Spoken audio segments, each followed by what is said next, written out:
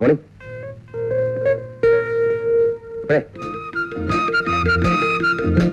ദേഷ്യാണല്ലേ? ചെയ്തത് തെറ്റായിപ്പോയെന്ന് പിന്നീട് എനിക്ക് മനസ്സിലായത്. പെട്ടെന്നുള്ള വാശിക്ക് അങ്ങനെ പറ്റിപ്പോയതാണ്. അത് എന്നോട് വെറുപ്പ് തോന്നുന്നത് തികച്ചും സ്വാഭാവികമാണ്. അത്രയും ആൾക്കാരുടെ മുമ്പിൽ വെച്ച് ഞാൻ അങ്ങനെ പെരുമാറാൻ പാടില്ലായിരുന്നു. എന്നെ ചീത്ത വിളിച്ചോളൂ, ഇഷ്ടം പോലെ ചീത്ത വിളിച്ചോളൂ. എന്ത് ശിക്ഷയും ഞാൻ അർഹിക്കുന്നുണ്ട്. രാത്രി ഞാൻ തീരെ ഉറങ്ങിയില്ല. അത്രയും കുറ്റബോധം തോന്നി മനസ്സിൽ. ആ ബസ്സിലുണ്ടായിരുന്ന ഏതെങ്കിലും ഒരാള് എന്തെങ്കിലും ഒരു ദിവസം കുട്ടിയുടെ വീട്ടിൽ പെണ്ണ് കാണാൻ വന്നു വിചാരിക്കുക. എന്തായിരിക്കും സ്ഥിതി? ചിലപ്പോൾ ഈ ഒറ്റ കാരണം കൊണ്ട് കുട്ടിയുടെ കല്യാണം നടന്നില്ലെന്ന് വരും. ഞാൻ ചെയ്തത് പമ്പര വിട്ടുതരായിപ്പോയി. പ്ലീസ് എന്നെ ഒന്ന് വഴക്ക് പറയൂ. എന്റെ ഒരു മനസ്സമാധാനത്തിന് വേണ്ടി. വേണമെങ്കിൽ ചില അശ്ലീല വാക്കുകൾ ഉപയോഗിച്ചോളൂ. വഴക്ക് പറയാൻ എനിക്ക് കുറച്ച് സംസ്കാരം ഉണ്ടെന്നാണ് എന്റെ വിശ്വാസം. എന്ന് വെച്ചാൽ അത് കൊള്ളാം. എന്ന് വെച്ചാൽ എനിക്ക് സംസ്കാരം ഇല്ലെന്ന് അല്ലെ? മതി, തൃപ്തിയായി. പക്ഷെ ഇങ്ങനെ ധ്വനിപ്രയോഗം നടത്തേണ്ട കാര്യമൊന്നുമില്ലല്ലോ. കടുത്ത വാക്കുകൾ സുലഭമായിട്ട് ഉപയോഗിക്കാം. ഉദാഹരണത്തിന് തെണ്ടി, ബോറൻ, അലവലാതി, അങ്ങനെ പലതും. എന്താ നിങ്ങളുടെ ഉദ്ദേശം? ഉദ്ദേശം അത് ഉദ്ദേശം മനുഷ്യന് വഴിയെടുക്കാൻ സമ്മതിക്കില്ലേ? ഇല്ല. അല്ല, അതെ, ഈ കുറ്റബോധം മനസ്സിൽ കിടന്നിങ്ങനെ കളിക്കുന്നുണ്ട്. ഒരു വൈകാരികമായ അല്ല ഈ മാനസിക സന്ദർഭം അല്ല സമ്മർദ്ദം, വിരോധമില്ലെങ്കിൽ എന്നോട് പകയില്ല, വെറുപ്പില്ല എന്നൊക്കെ പറഞ്ഞാൽ കൊള്ളായിരുന്നു. നിങ്ങൾക്ക് വേറെ ജോലിയൊന്നുമില്ലേ? ഉണ്ടല്ലോ. ഞാൻ ഫാൽക്കൺ പ്രോഡക്ട്സിലെ ഒരു ഉദ്യോഗസ്ഥനാണ്. പേര് TP ബാലഗോപാലൻ MA. ചോദിച്ചില്ല. വേണ്ട, പറഞ്ഞതേ ഉള്ളൂ. പറയുന്നതിനെന്താ? കുട്ടിയുടെ പേരെന്താ? സമയമാകുമ്പോ അറിയിക്കാം. ആള് വലിയ തമാശക്കാരിയാണല്ലോ. First impression is the best impression എന്ന് പറയുന്നവർക്ക് വട്ട. ആദ്യം കണ്ടപ്പോ ഭയങ്കര ഗൗരവക്കാരിയാണെന്നല്ലേ വിചാരിച്ചിരുന്നത്. ഇപ്പൊ നോക്കുമ്പോ ഭയങ്കര സെൻസ് ഓഫ് ഹ്യൂമറുള്ള പാർട്ടി. എന്താ രണ്ടുപേരുടെയും പിണക്കമൊക്കെ തീർന്നോ? അതിന് നമ്മൾ തമ്മില് പിണക്കമൊന്നും ഇല്ലല്ലോ അല്ലേ?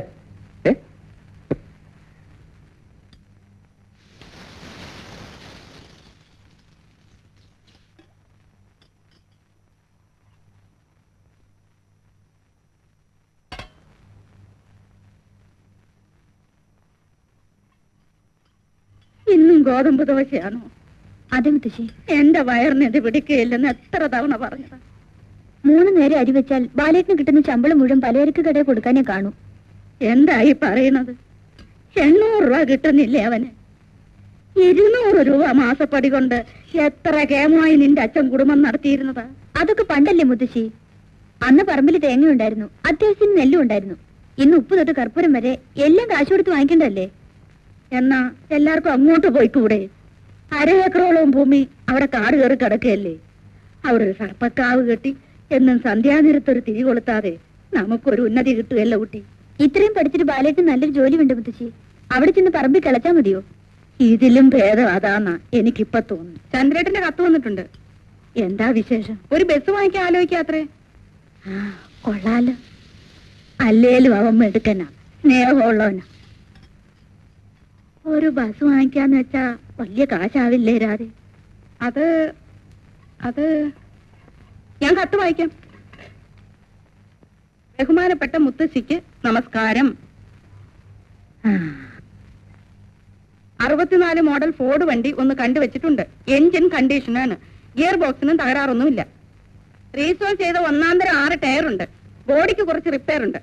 കുറഞ്ഞ വിലയ്ക്ക് കിട്ടും. കുറച്ച് രൂപ കയ്യിലുണ്ട്. കുഞ്ഞിക്കണ്ണൻ ഡ്രൈവർ ഷെയർ എടുക്കാമെന്ന് പറഞ്ഞിട്ടുണ്ട്. ഞാൻ ഏറ്റവും അധികം ബഹുമാനിക്കുന്ന മുത്തശ്ശി ബാലനോട് പറഞ്ഞ് 15,000 രൂപ ഉടനെ ശരിയാക്കി തരണം. ബാലന്റെ കയ്യിൽ റെഡി ക്യാഷ് ഇല്ലെങ്കിൽ അവന്റെ പേരിലുള്ള 8 സെന്റ് സ്ഥലം പണയപ്പെടുത്താൻ മുത്തശ്ശി അവനോട് പറയണം. എന്റെ മുത്തശ്ശിക്ക് ഈശ്വരാനുഗ്രഹത്താൽ അസുഖമൊന്നുമില്ലെന്ന് സമാധാനിക്കുന്നു എന്ന് സ്വന്തം ചന്ദ്രൻ. ബസ് ഓടി തുടങ്ങിയാൽ സ്ഥലം തിരിച്ചെടുക്കാവല്ലോ അല്ലേ മുത്തശ്ശി? നടന്നത് തന്നെ. നീ ഒന്നും മിണ്ടണ്ട. എന്നെ കല്യാണം കഴിച്ചതിന് ശേഷം ആദ്യമായിട്ട് അങ്ങനെ ഒരു കാര്യം ചോദിക്കുന്നത്. എന്നെ കെട്ടാൻ ആര് സ്ത്രീധനമൊന്നും കൊടുത്തില്ലല്ലോ. സ്ത്രീധനം കൊടുക്കാൻ എന്തുണ്ടായിരുന്നു? 1/2 ഏക്കർ കാടോ? അല്ലെങ്കിൽ തന്നെ നിങ്ങൾ കല്യാണം കഴിച്ചിട്ട് 1 മാസം കഴിഞ്ഞല്ലേ ഞങ്ങൾ തന്നെ വിവരം അറിഞ്ഞത്? ഒരു നല്ല കാര്യത്തിനല്ലേ കുട്ടി ചന്ദ്രൻ ചോദിക്കുന്നു. ഞങ്ങൾ നന്നാന്നുള്ള കണ്ണുകടിയാ മുത്തശ്ശി അവക്ക്. എന്തെങ്കിലും പറ്റിപ്പോയാ ചേച്ചിക്ക് ചന്ദ്രേട്ടന്റെ വീടുണ്ടല്ലോ. ഇപ്പൊ തന്നെ കുട്ടികളുടെ ഫീസ് കൊടുക്കാനും ചെലവ് നോക്കാനും ബാലേട്ടന് എത്ര ബുദ്ധിമുട്ടുന്നത്. ഞങ്ങൾ ഇവിടെ നിൽക്കുന്നതിന് നിനക്ക് പിടിക്കുന്നില്ല, അതെനിക്ക് അറിയാവടി. കുട്ടികളെ ഇത്തിരി ഇംഗ്ലീഷ് പഠിപ്പിക്കാൻ വേണ്ടിയാ നിന്റെയൊക്കെ ആട്ടും തുപ്പും കൊണ്ട് ഇവിടെ കിടക്കുന്നത്. ചുമ്മാ അല്ല ഒരുത്തനും തിരിഞ്ഞു നോക്കാത്ത, ഇതല്ലേ മനസ്സിലിരിപ്പ്. എന്തായാലും 8 സെന്റ് തൊട്ട് കളിക്കാൻ ഞാൻ സമ്മതിക്കില്ല. 3rd ബെഡ്റൂം അത് ഇവിടെ വരും. അതും ബാത്ത് അറ്റാച്ച്ഡ് ആയിക്കോട്ടെ. ആവാലോ. അല്ലെ ഈ 2 നിലയുള്ള വീടാകുമ്പോ ഫൗണ്ടേഷൻ നല്ല സ്ട്രോങ് ആയിരിക്കണം അല്ലേ? ഒരു 6 അടി മതിയാവും. ഉറപ്പുള്ള മണ്ണായതുകൊണ്ട് പ്രശ്നമില്ല. എന്തായാലും 2 നില വേണം. അപ്പൊ എന്താ പരിപാടി? എനിക്ക് സമയമായി. സാറേ, പിന്നെ ഈ ലോണൊക്കെ സാങ്ഷൻ ആവാൻ വേണ്ടി ആ. ആഫീസർമാർക്കൊക്കെ കൈക്കൂലി കൊടുക്കണം എന്നാ പറയുന്നത്. അതിനെന്താ കൊടുക്കണം? കൊടുക്കാം. ആ. പക്ഷെ അവിടെ വരെ പോകാനുള്ള സമയം കിട്ടില്ല. അല്ല സാറേ, ഈ കൈക്കൂലി കൊടുക്കാൻ പ്രശ്നം ഉണ്ടായിട്ടല്ല. പക്ഷെ ആശാരിമാരുടെ ഒക്കെ ഇപ്പൊ കൂലി എന്താ? അതെ അതെ, എന്തായാലും വേണ്ടില്ല, സംഗതി നടന്നു കിട്ടിയാൽ മതി. ശരി, പിന്നെ കാണാം.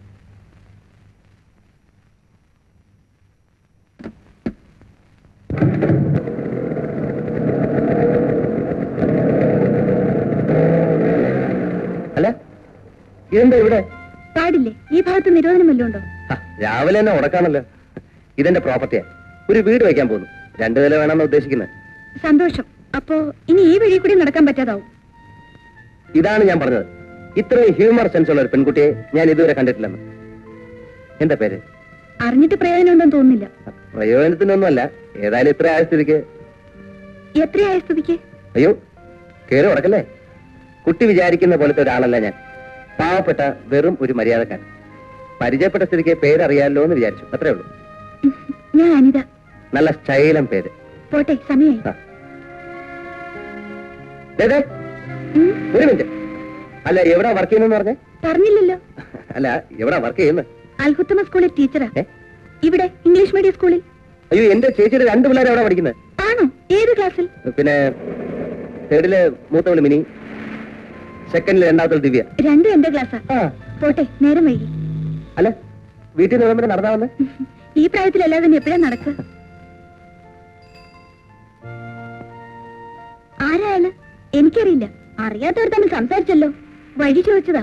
അല്ല, വീട്ടിൽ നടന്നാണോ വരുന്ന ചോദിക്കുന്ന കേട്ടു. ഒന്നുമില്ല. ഇല്ലാത്തോണ്ടാക്കി ടീച്ചേഴ്സിനോട് പറഞ്ഞു കിണിക്കരുത്. വാ.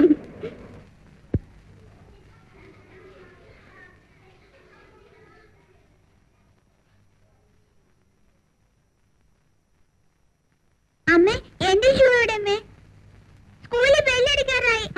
പണി 8:30 ആയല്ലോ. ഇത്ര നേരത്തെ പോയി പിള്ളേരോട് വഴക്കൂടാനായിരിക്കും. വൈകുന്നേരം ഉടുപ്പയിലൊക്കെ ചെളിയാക്കിക്കൊണ്ടിഞ്ഞു വാ. നിന്നെ ഞാൻ നല്ല പെടപെടയ്ക്കും. എന്നെയും പെടയ്ക്കും അമ്മേ? ഇല്ല, എന്റെ മോനെ അമ്മയുടെ തങ്ക് കൊടമല്ലേ. നിന്റെ കളർ പെൻസിൽ എടുത്തു? എടുത്തു.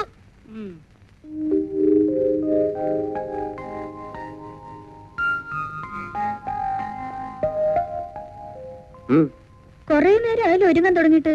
എന്ത് പറ്റി?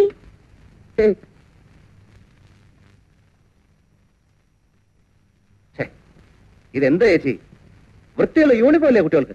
അതിനിത് മുഷിഞ്ഞിട്ടൊന്നുമില്ലല്ലോ. ഇല്ലാന്ന് കാണുന്നവർക്കോട് തോന്നണ്ടേ? നല്ല ഇസ്ത്രീകൾ ഉടുപ്പിട്ട് കൊടുത്തേ. ഇതേതാ ദാരിദ്ര്യവാസിയുടെ വീട്ടിലെ പിള്ളേരെ പോലെ തോന്നില്ലേ? ഇതിന്നലെ ഒറ്റ ദിവസമായിട്ടുള്ളൂ ബാല. ഒറ്റ ദിവസം പോരെ മുഷിയാൻ? അലക്കി തേച്ച ഉടുപ്പിട്ട് നല്ല വൃത്തിയിൽ വേണം കുട്ടികളെ സ്കൂളിലേക്കാൻ. ഇത് എത്ര പേര് കാണുന്ന? പോന്ന് നോക്കിയാൽ ഞാൻ തന്നെ ഇവരെ സ്കൂളിലാക്കിയേക്കാം. അപ്പൊ ചേട്ടൻ ലേറ്റ് ആവില്ലേ? ലേറ്റ് ആയിക്കോട്ടെ, അതിനേക്കാൾ വലിയ കാര്യമാണ് കുട്ടികളെ സ്കൂളിലാക്കുക. തന്നെയുമല്ല, ഇവരെ ഒറ്റ സ്കൂളിൽ അയക്കരുത്. പേപ്പറിലെ കാണുന്നില്ലേ കുട്ടികളെ സന്യാസിമാരെ പിടിച്ചോണ്ട് പോയി? ശരിയാ ശരിയാ. അതിപ്പോ ഇന്നാണോ ചേട്ടൻ വായിക്കുന്നത്? അവൻ കുട്ടികളെ സ്കൂളിൽ കൊണ്ടുവന്നത് നിനക്കെന്താ? സ്നേഹമുള്ളവർ അങ്ങനെയാ. ഓ, അവളൊരു വലിയ വായച്ചിലെ കാര്യം. ആ കുട്ടികളെ ഉടുപ്പ് മാറ്റിത്തരാം. ആകെപ്പാടൊരു മാറ്റം ഉണ്ടല്ലോ. നീ പോയി വെള്ളം.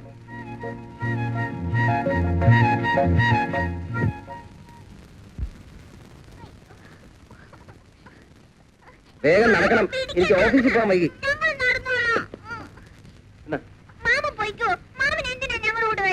അധിക പ്രശ്നം പറഞ്ഞ ഒറ്റ വീക്ക് വെച്ച് തരും കേട്ടോ. പറഞ്ഞേ. India is my country. India is my country. All Indians are my brothers and sisters. I love my country. And I'm proud of its rich and varied heritage. I shall always try to be worthy of it. I shall give my parents, teachers, and all elders respect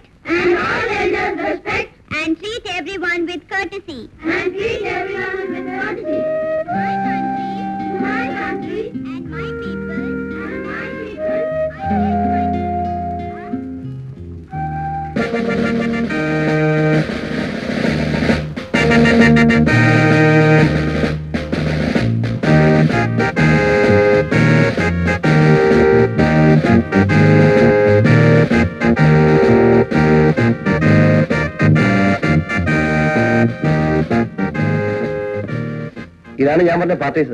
എനിക്കറിയാലോ. ആ ക്ലാസ്സിൽ പൊയ്ക്കോ. വികൃതി വല്ലതും കാണിച്ചാ teacher തല്ലും. ആ പൊയ്ക്കോ.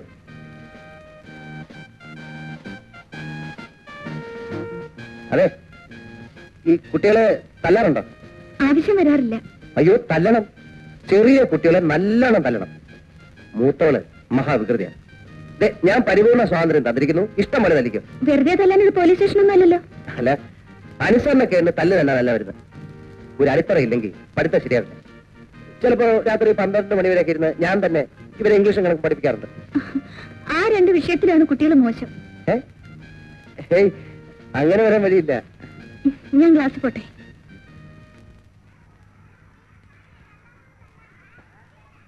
അതെ, പിന്നെ ഞാൻ ഈ വാൾ പേപ്പറിന്റെ ക്യാൻവാസിംഗ് നിർത്തി. ഇപ്പൊ ഓഫീസിലെ കുട്ടികൾ എന്ത് പ്രശ്നം ഉണ്ടാക്കിയാലും ഉടനെ എന്നെ ഫോണിൽ വിളിച്ചറിയിക്കണം. ഇതാ എന്റെ ഫോൺ നമ്പറും അഡ്രസ്സും. അതായത് കുട്ടികൾ ഇപ്പോൾ വികൃതി കാണിച്ചാൽ അല്ലെങ്കിൽ ചെറിയ കുട്ടികളുമായിട്ട് എന്തെങ്കിലും ബഹളം ഉണ്ടാക്കിയാൽ എന്തെന്നാലും എന്നെ വിളിച്ചറിയിക്കണം. മടി വിചാരിക്കരുത്. എന്റെ സിസ്റ്ററിന്റെ കുട്ടികളാണ്. അപ്പൊ ഒരു അമ്മാവൻ എന്ന നിലയിൽ അവരുടെ ഭാവി ഞാൻ പറട്ടെ. അനിതേ, വഴി ഇതുവരെ പറഞ്ഞു കൊടുത്തില്ലേ? ഇന്നലെ നിന്നോട് വഴി ചോദിച്ച പാർട്ടിയല്ലേ? എന്തെങ്കിലും ഒന്ന് പറഞ്ഞു കൊടുക്കാൻ ഇതേ.